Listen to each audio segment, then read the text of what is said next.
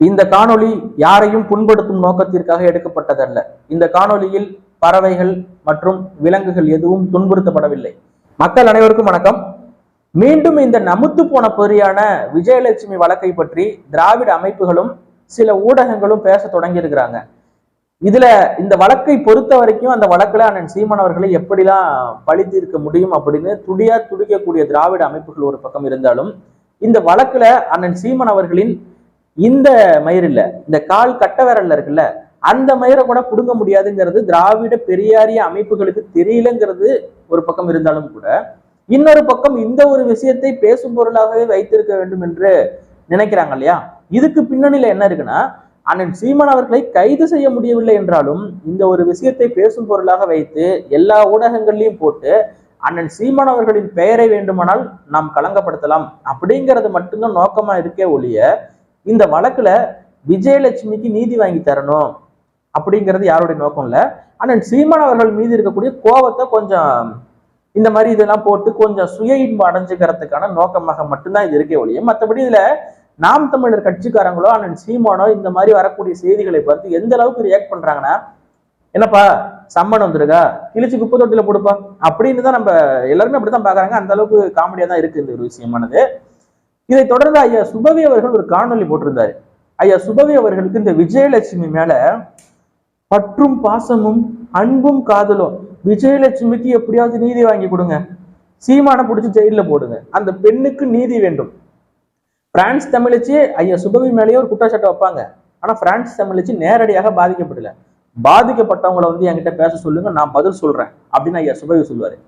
யாரோ ஒரு பெண் பிரான்ஸ் தமிழச்சி சொன்னா அதெல்லாம் நான் வந்து பதில் சொல்லணும்னு ஒரு அவசியம் இல்லை அப்படின்னு சொல்லிட்டு கடந்து போயிடுவாரு. ஆனா விஜயலட்சுமி நேரடியாக பாதிக்கப்பட்ட பெண். அந்த பெண்ணே வழக்கை வாபஸ் வாங்கிட்டு ஓடினாலும் இங்க இருக்கக்கூடிய ஒரு நேர்மையான அப்பழுக்கற்ற நீதிபதி அந்த வழக்கை மீண்டும் எடுப்பாரு. எடுத்து இதை அது மிரட்டி வாபஸ் வாங்க வச்சிருக்கிறாங்க. இதை வந்து விடக்கூடாது அப்படின்னு சொல்லிட்டு பேசுவாங்க. இது அப்படியே கொஞ்ச நாள் பேசும் பொருளா இருக்கும். அப்புறம் அடுத்த பிரச்சனை வந்தோன்னா அதை மறந்துட்டு போயிடுவாங்க. அப்புறம் அண்ணன் சீமானோ அவர் வேலையை பார்த்துட்டு போயிட்டு இருப்பாரு. இதுதான் வந்து உண்மையை ஒழிய மற்றபடி ஒண்ணும் இல்லை. இப்ப ஐயா சுபவி அவர்கள் போட்ட காணொலியில என்ன சொல்லியிருக்காரு அப்படின்னா, ஐயா சுபவிக்கு நம்ம பதில் கொடுத்தே ஆகணும். காணொலியோட கமெண்ட் செக்ஷன் கருத்து பெட்டியிலேயே போய் நான் பதில் கொடுக்கலான்னு தான் நினைச்சேன். அதை பூட்டி வச்சுக்கிட்டா எப்படி பதில் கொடுக்க முடியும்? முடியாது இல்ல. அவ்வளவு பயம் மாப்பிள்ளைக்கு. கருத்து பெட்டியில அவருடைய வலையொலி, அவருடைய ஆதரவாளர்கள் தான் நிறைய பேர் பார்ப்பாங்க. அவருக்கு ஆதரவாகத்தான் நிறைய பேர் எழுதுவாங்க. இப்ப நம்ம வலையொலியில நமக்கு ஆதரவாகத்தான் நிறைய கமெண்ட் வரும்.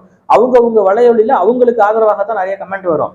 அப்படி இருக்கும்போதும் கூட நாம் தமிழர் தம்பிகள் வந்து யாரும் அங்க கருத்து சொல்லிடக்கூடாது, கருத்து பெட்டியை பூட்டி வைக்கிறேன்னா எவ்வளவு பயம் மாப்பிள்ளைக்கு இருக்கும்னு நீங்க பாத்துக்கோங்க. ஏன் மாப்பிள்ளைன்னு சொல்றேன்னு கேளுங்க. இப்ப புது மாப்பிள்ளை ஆக போறாரு மாப்பிள்ளை.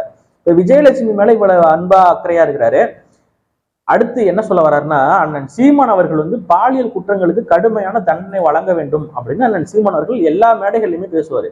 அவருடைய அந்த கோரிக்கையை ஏற்று இந்த விஜயலட்சுமி வழக்குல அதே கடுமையான தண்டனையை சீமானுக்கு கொடுங்க. இதுதான் ஐயா சொல்ல வர்றாரு. இந்த அண்ணா பல்கலைக்கழகத்துல நடந்த பாலியல் வன்கொடுமைக்கு சீமான் வெகுண்டெழுந்தார். பாலியல் குற்றங்களுக்கு கடுமையான தண்டனை வழங்க வேண்டும் என்று சொன்னார். அந்த கடுமையான தண்டனையை விஜயலட்சுமி வழக்குல சீமானுக்கும் கொடுங்கள் அப்படிங்கிறதா ஐயாவுடைய கோரிக்கையா இருந்தது. காணொலியோட டியூரேஷன் 9 நிமிடங்கள். ஆனா ஐயா அவர்கள் அண்ணன் சீமான் அவர்களை பத்தி பேசியது வெறும் 2 நிமிடங்கள் மட்டும்தான். மீதி 7 நிமிஷம் என்ன பேசுறாருன்னா, ஏதோ பள்ளிக்கூடம் திறக்கிறாங்களாம், திராவிட பள்ளி, அது ஏதோ அரியலூர்ல நேரடி தேர்வு நடக்க போதான், ஏதோ சொல்றாரு. இதெல்லாம் எங்க நடக்குது, ஏது நடக்குது, மக்களுக்கு மேல அப்படி அக்கறையா இருக்க அந்த திராவிட முன்னேற்ற கழக அரசு அப்படின்னு நமக்கு தெரியல.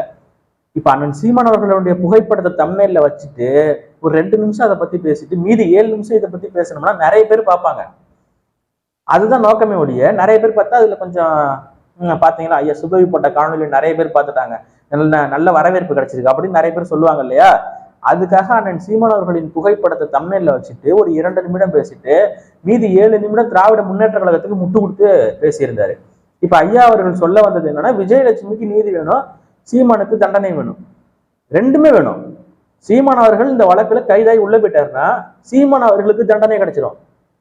விஜயலட்சுமிக்கு நீதி வேணும்ல, அவங்க வாழ்க்கை வந்து நடுத்தருல நிக்கிறாங்கல்ல, இப்ப அவங்களுக்கு வாழ்க்கை கொடுங்க. நீங்க உங்க அமைப்புல இருக்கக்கூடிய யாராவது வாழ்க்கை கொடுங்க.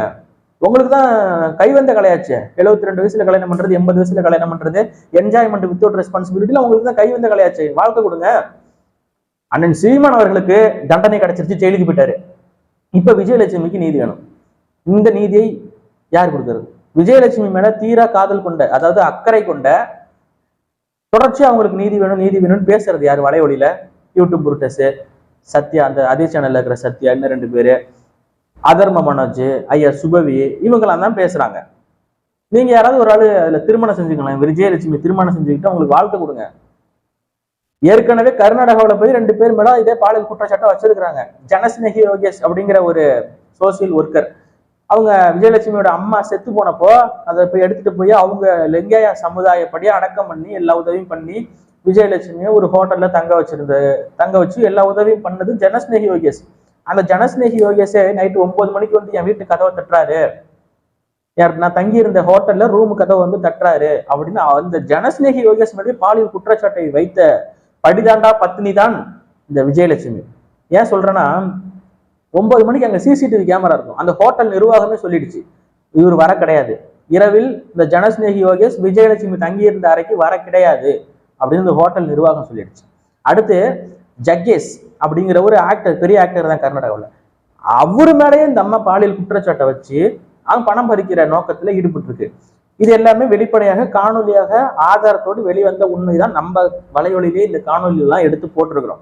இப்படிப்பட்ட ஒரு பெண்ணுக்காக நீதி வாங்கி தர வேண்டும் என்று அதர்ம மனோஜ் ஒரு வாட்டி அசிங்கப்பட்டாரு. அப்புறம் அதர்ம மனோஜையே சேலை கட்டிக்க அப்படி இப்படின்னு சொல்லி வீடியோ போட்டு அவரை அசிங்கப்படுத்துற மாதிரி வீடியோ போட்டுச்சு.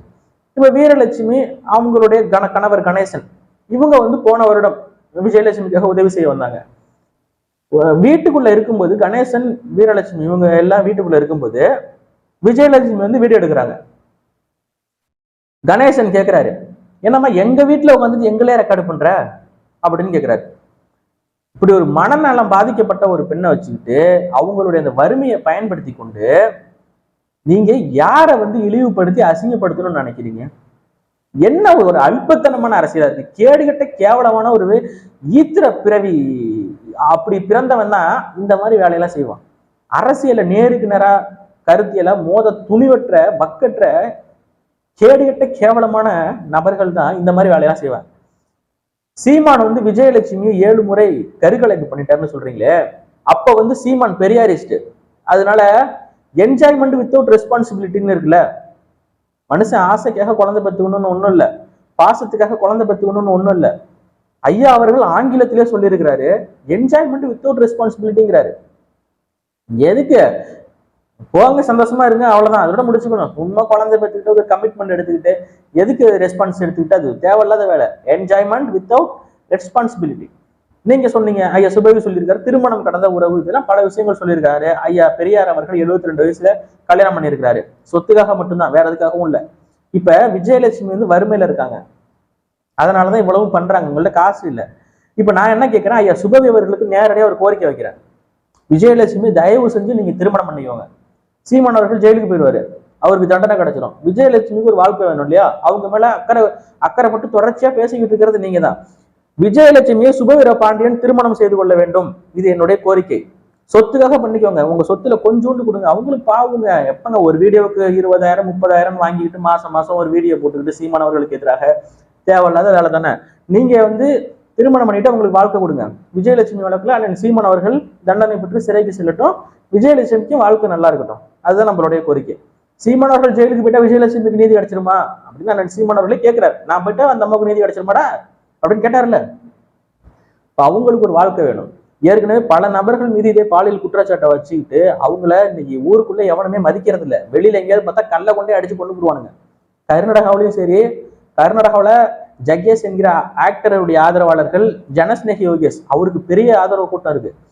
வெளியில எங்கேயாவது பார்த்தா அடிச்சே கொண்டு போடுவானுங்க. தமிழ்நாட்டிலேயே அதே நிலைமை தான்.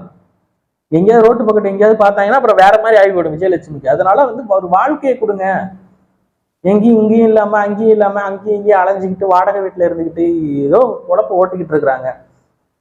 நீங்க பார்த்து உங்களால முடியலன்னா கூட அதர்ம மனோஜ், இந்த யூடியூப் டெஸ்ட் சத்யா யாராவது ஒரு ஆளை திருமணம் பண்ணிக்க சொல்லுங்க. அதுதான் நம்மளுடைய கோரிக்கையா இருக்கு. இந்த காணொலியோட கோரிக்கை அதுதான், மற்றபடி ஒண்ணும் இல்லைங்க.